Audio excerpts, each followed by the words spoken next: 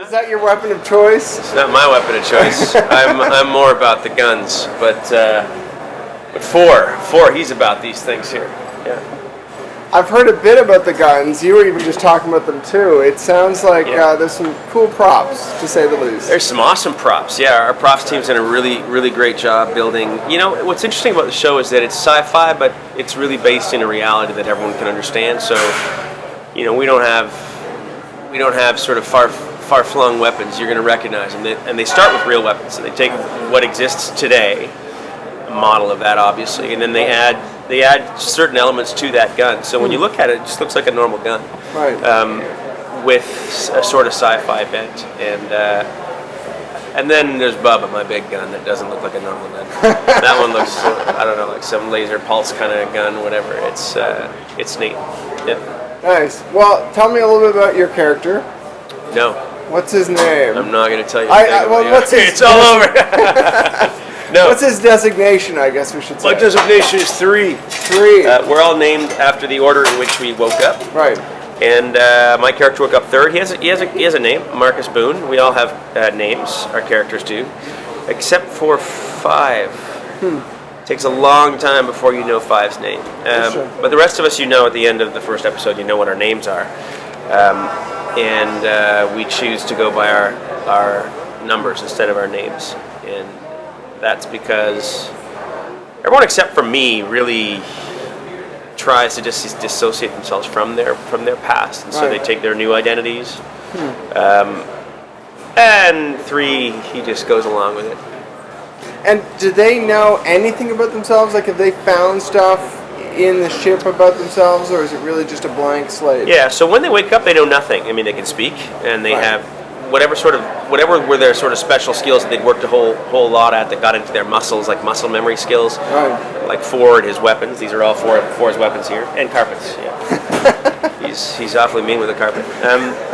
Those we haven't forgotten that, but everything else we forgot. We don't know. We don't know our names. We don't know why we're there on the ship. We don't remember how to fly the ship, except for, fortunately, there's an android on the ship, and 2 remembers because that was her thing. And then we, slowly throughout the show, kind of learn who we are, but not even really. I mean, it's not like we wake up and all of a sudden our memories are back. Right. So we're fighting with that notion of who we are and discovering that throughout the entire show. And I'm sure that eventually we'll find out that something very nefarious is going on. Well, in fact, you find out at the end of the first episode, and it's not a spoiler, because you want to know what happens in the first 2 episodes, just go buy the Dark Horse comics. Of course. Yeah, you find out that we are the something that's nefarious that's going on, and it's that, it's that interplay between trying to change who we've been and become something better, and then of course our past always catching up to us. That is, it's the essence of the conflict in the show. That's cool. Yeah. I mean, it seems recently like there's been a lot more shows that have focused on the dark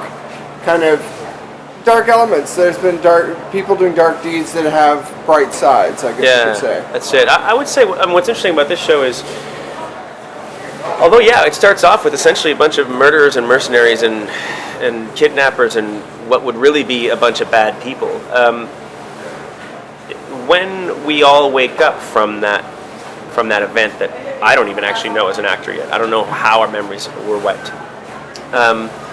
Most of us, not my character, but most of us don't self-identify with that bad past. Most of us identify with a more morally centered future. And so, in fact, this is a show about fundamentally good people who are keep getting drawn into bad acts, and because they can't leave their past behind them. And so it's interesting. It's a bit of a twist. I mean, clearly, and absolutely, there's some stuff that each of the characters will do that will shock the audience, and they'll say, "Oh my God, the lead character of this show, who's on the whole a good person, just did this." Right. And that's the challenge about this show, where they can't really ever leave their pasts behind, no matter how much they want to. And I mean, for you preparing for the role, did you actually read the comics, or did you just kind of start with the scripts? You did? Oh, for sure, yeah. I read the comics. They're a great read, and there's only 4 of them out there. Right. And then, of course, you do the scripts. but also there's a lot of touchstones for this show, whether it's Blade Runner or Firefly. And, those kinds of things are, they're important to understand a little bit of in order to be doing this show as well. So yeah. So when you actually stepped on set, what was your first reaction to these sets? Because they're very cool. Yeah, my first reaction was this. The hallways alone, yeah, I know, you just walked us through, are amazing. I actually first worked on them when the hallways. First came up. I'll start that again. I actually first came on the sets when they were being built, so they didn't look at all like this. Wow. It was just wood. That's it. But even at that, they looked absolutely amazing. And for however amazing they look here, this is only sort of 80% of what you actually see, because the rest of it happens in the camera and the lighting and whatever else. So it's amazing how good they look on camera. I remember this is sort of an analogous kind of thing. I remember working on Robocop way back when, and it was the real Robocop suit that they had for these movies of the week that I was doing, and I was a huge fan of Robocop as a kid. And you get on set and you see the Robocop suit, and it's this like plastic painted suit, and you look at it and you think, what the heck? I mean, it looks really cool and impressive and all, but it doesn't look anything like the Robocop suit that you saw in the movies, except it was the Robocop suit that you saw in the movies, and that is that last 20%. That's lighting and camera and sound. You put that all together, and it looks exactly like this, shiny metal Robocop suit that it was. And you're like, wow. Yeah, you're like, man, this is amazing. And so that's sort of where we're at with this as well. For however amazing this looks, it looks even better on camera. Yeah. Well, in the hallways, I mean, for me, well, my question for you is, I mean, does it help getting into character when you're walking down these big hallways and it's like, well, I'm there. This is for real. Yeah, for sure. For me, acting is a really tactile kind of thing, and when I've got props in my hands and I've got the world around me, it's just easy it's easy to exist in that world. And they've done a really good job, whether it's wardrobe or sets, props. I mean, everything works the way it should, and it makes our job so much easier. And I think it makes the show better. I think the audience appreciates that. So what about your relationships with the other characters? What are those relationships like? What's his take on the other people? We're about to roll, guys, so when we roll, we'll have to just stop. Okay. Okay. Well, my character 3, he's a bit of a lone wolf, a bit of a selfish kind of dude, and so his relationship with the other characters is he doesn't feel like he needs them. He feels like he's kind of better and smarter than anybody else. But deep down, he knows he does. Deep down, the decisions he makes end up being for the good of the crew. Although the crew doesn't see it that way. He thinks about it like in a far more utilitarian manner. Most of the other crew is trying to do the right thing, and he's just trying to put food on the table. It's that simple. And I think one of the really cool things that Joe and Paul have done is they don't ever let anybody, meaning the audience, they don't ever let the audience see one character as always wrong or always right. So even though frequently what happens in my character is the guy looks like a total dick. The stuff he does and says, he looks like a total idiot. And then there'll be this one little scene where he frames that for everybody, for the audience, for the characters in the show. And the characters in the show are like, geez, they got egg in their face because they realize, hey, there is another way of thinking about this. And, kudos to the writers for that. They've done a really good job with that. And it is interesting that, the sci-fi today is, I would say, a lot more complex in terms of characterization than it was maybe 10 or 20 years ago. I mean, there were obviously great shows, but I feel like this kind of writing kind of speaks to where we've gone with sci-fi, maybe. To some degree. Yeah, I would say that's probably the case for television sci-fi for sure. Yeah. I mean, if you look at the show, the movie Blade Runner, I mean, it's... Well, yes. Yeah, so, I think what we're doing is there's a lot of similar themes that we're touching on that Blade Runner touched on, and the notion of identity and what makes you human and what makes you who you are. So in that sense, that's more than 20 years ago now. But... for sure, I think TV has evolved to a point in time where we can tell heavily serialized stories, and if you can't tell serialized stories, it's hard really to delve into complex issues in a real way. You don't have another complex issue every hour, so you got 13 episodes to explore that notion of identity and what makes humans human. So yeah, I think you're right in a lot of ways. Well, thank you. We'll wait until. What's your favorite part? What do you love about doing this show? I mean, there seems like a lot to love.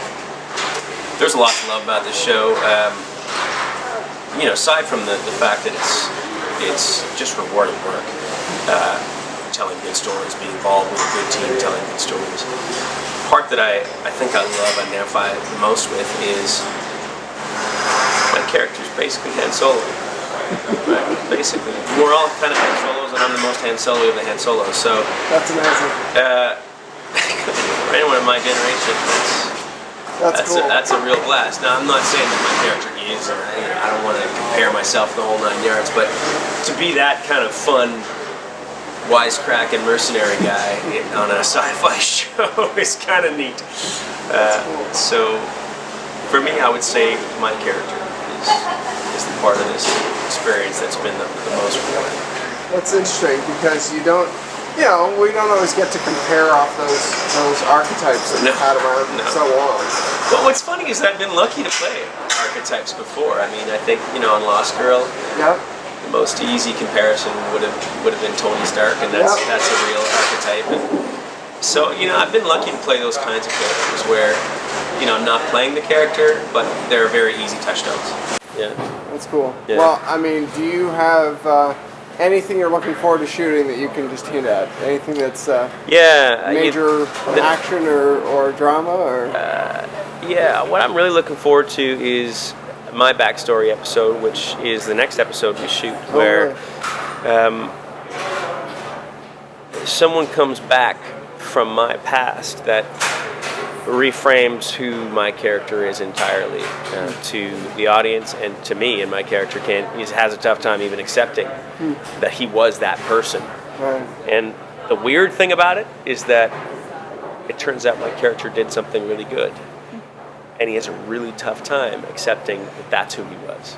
And so that's fun. That'll be a lot of fun to shoot. You kind of get to re-question who these people are again.